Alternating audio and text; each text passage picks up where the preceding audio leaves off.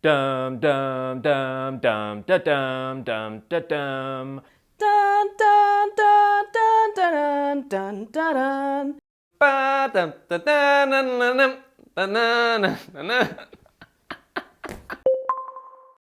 Hey, what's up guys, and welcome to Xbox On. Now, Star Wars Battlefront is about to release, and you'll be able to play it exclusively first on Xbox One with EA Access from November the 12th. So, we thought it'd be a great time to look back at the history of Star Wars games and pick some of our favourites. Okay, but first of all, before we do that, Ellen, who in the world are you supposed to be?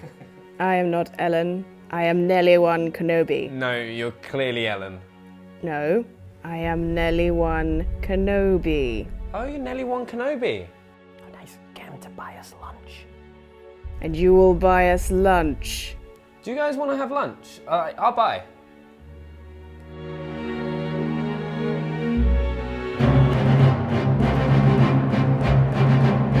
My memories of Star Wars growing up in 1980s Scotland are all from my granny's house in Grangemouth. Every time I visited, I'd dig out the old episode 4 VHS she had, fast forward to the Death Star sequence and watch it back to back to back while eating ice lollies until it was time to go home. So when Star Wars the arcade game came to my Atari ST in 1987, all my dreams came true in an explosion of vector graphics. Originally in the arcades in 1983, this game was 100% focused on the Episode 4 Death Star sequence. You were Luke in his X-Wing, you battled TIE fighters in space, attacked the surface of the Death Star, then dropped into the trench to slip a proton torpedo into the exhaust port. If you died, you started again. If you succeeded, you started again. But this time the Imperial forces were even tougher. The narrow focus seems pretty quaint when you compare it to the epic scale of Battlefront, but it held up as a really tight and compelling experience. And for me, as a young lad, it felt truly Star Wars, partly thanks to the bleepy rendition of the Star Wars theme and some crackly digitized speech which totally blew my mind. Great shot, kid! That was 1 in a million!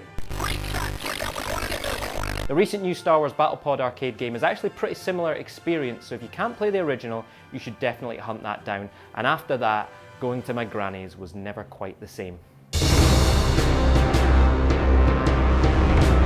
Now, in my opinion, one of the best Star Wars games has to be Star Wars The Phantom Menace. I have a bad feeling about this.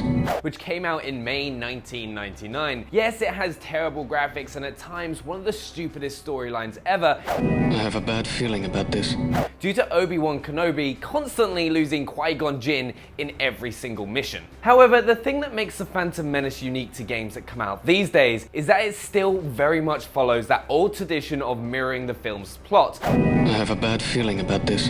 Though thankfully, there was slightly less trade negotiations than in the film and more lightsaber duels. But for me, it's one of those childhood games that just sticks in my head with a lot of fond memories. Not only was it one of the first big boy films I saw in the cinema, I used to spend hours working on my way through the campaign and failing, I might add, partially due to being absolutely terrible at PC games. I just used to constantly fail simple jumps in the Gungan City mission and just died in the stupidest ways possible. But it just had everything you wanted in a Star Wars game, where you got to be a lightsaber-wielding Jedi who could take out enemy drones with the Force, even the epic Darth Maul fight in Tatooine, even though it was a bit of a butter mash. The game was difficult and was part of my gaming nostalgia, which is why it makes it one of my best Star Wars games ever. Star Wars X-Wing was one of the first video games I ever played. It first came out in 1993 on multiple floppy disks. Now, for those of you too young to remember what those are, they're the things that the save icon is based on. Anyway, I didn't play it on floppy disk, but on the collector's CD-ROM edition, and I actually have the box right here. And they complain about packaging nowadays. Set before and during the final battle of the original Star Wars film, aka Star Wars Episode 4 A New Hope, X-Wing had you completing tours of duty for the Rebel Alliance with various objectives to help fight against the Empire.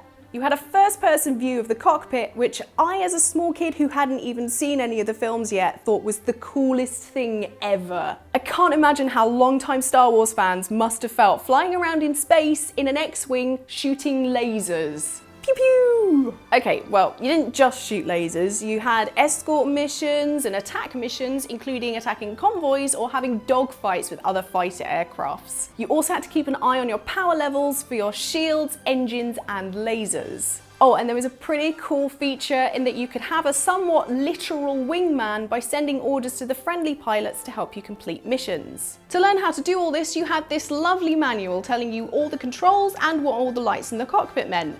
And you also had to print out the README file to find out a bunch of other stuff and just be grateful we have good tutorial levels now. Then again, I was about 7 when I played this, so I didn't really read through it much. I just watched my dad play the missions while I stuck to the proving ground area, which was basically a practice area with gates you had to fly through within a time limit. Not quite the same, but it still made me feel cool enough to fondly remember my time playing it nearly 20 years later. Right, it doesn't surprise me that Nellie's gone with X-Wing, because she's just the type of goody two-shoes, bleeding heart laser brain that would side with the rebels. I, on the other hand, know where the real power lies. The Empire has the best vehicles, the best weapons, and most importantly, the best outfits, so X-Wing's sequel, TIE Fighter, is my pick. Releasing in 1994 on PC and Mac, TIE Fighter cast you as a young Imperial pilot rising up the ranks as you defend the Empire from rebel attacks. The simulated spaceflight and combat built on the foundations laid by X-Wing, but it tweaked things for the smaller, more agile, and more lightly shielded TIEs. And it was a genuine thrill for me, who'd always had a bit of a soft spot for the Empire, to get into the cockpit of Imperial ships that I'd only really seen getting blown up by the rebels before. And TIE's real success is that it's essentially a piece of Imperial propaganda. In the game, the Empire is unashamedly cast as the just force in the universe, the protector of the innocent. As you played, you'd find yourself questioning who the bad guys actually are. And if you choose to fulfill the secondary objectives given to you by the shadowy figure, you'd gradually be inducted into the Empire's inner circle. A truly exciting glimpse from me of the seductive depths of the dark side of the Force. And if all of that hasn't convinced you, TIE Fighters make a much better noise than X-Wings. Fact.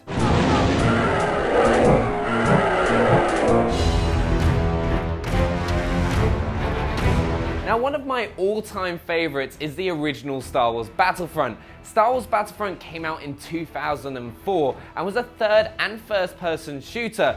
Funnily enough, this was the first game that I ever played on Xbox Live, as I was watching my dad playing it since he got the very first Xbox console, and I hopped on when I got the chance. Now, one of the best things about it for me was that you could play an absolute ton of different characters from the Star Wars universe that I got quite attached to during the Star Wars films. I was glued from the start, whether I was a droid, a rebel, or an Imperial trooper. Now, one of the things I also loved was getting in all the vehicles in Star Wars Battlefront, as it was really the first game for me that created those huge epic war zones which had it all. Huge gunfights, TIE fighters and X-Wings, as well as all the ground vehicles like AT-STs. It was just an epic game that is one of my all-time favorites. Now, this game alone is one of the reasons I'm so hyped for Star Wars Battlefront. I can't wait because it's gonna bring back the scale we had back in the original Battlefront games. It's just gonna be epic. What do you get when you take two icons and bring them together? No, not a messy desktop. That's an awful joke. You should be ashamed of yourself. No, I of course am referring to Lego Star Wars, and yes, Graeme is annoyed that I bagseed this one, but he's not the only one who likes Lego round here. There have been a few Star Wars Lego games, but I jumped in on Complete Saga, which brought together the Lego Star Wars and Lego Star Wars 2, taking you through all 6 films. You could use the Force as old or young Lego Obi-Wan, have a lightsaber battle as Lego Anakin or Luke Skywalker, and play as the droids that those guys were totally looking for. I love the platforming and felt like an absolute badass in the first level when I learnt how to block the shots being fired at me with the lightsaber. Yeah, bring it. However,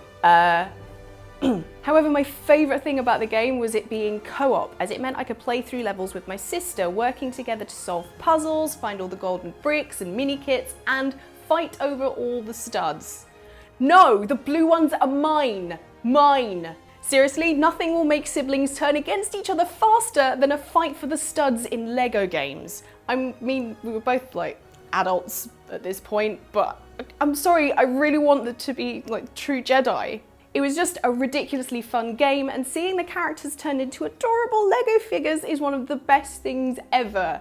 I must say, Darth Vader is ever so slightly less menacing in Lego form. Also, because it was done so well and was so successful, it spawned many, many more Lego games, and that is something that I will be eternally grateful for. So there you go, that is our completely comprehensive, absolutely bulletproof list of the best Star Wars games ever. Wait, what about Jedi Knight Dark Forces 2? Yeah, and the Rogue Squadron series, they're like the follow-up to the X-Wing ones, are really good. And actually, I can't believe we haven't mentioned Knights of the Old Republic as well. That's a huge one. Are there any other favourites that you think that we've missed? Let us know in the comments down below. Also, let us know if you liked Benny's singing. Oh no, I forgot about that. Yeah, make sure to subscribe and wipe that from your memory. The most dislikes on any Xbox On video ever. Did not see that. Go watch it again. See you later. Subscribe. Bye. Dum dum da dum dum da dum. Bam bam bam ba bam bam ba bam. Da na na na na. Words. Dum dum dum da dum dum da dum. How many times did they do that? Dum dum dum da dum dum da dum. What? Dum dum dum dum da dum dum da dum. Bam bam bam ba bam bam ba bam. Dun dun dun dun dun. The first one was great, and then the second one Bam bam bam bam ba bam bam ba bam. Dun dun dun dun dun dun dun. Dum dum dum da dum dum. What? dum dum dum dum dum dum dum. All right. Dum dum dum dum da dum dum da dum. Bum bum bum bum ba bum. I'm saying bum. Bam bum ba bam ba bam bum ba bam.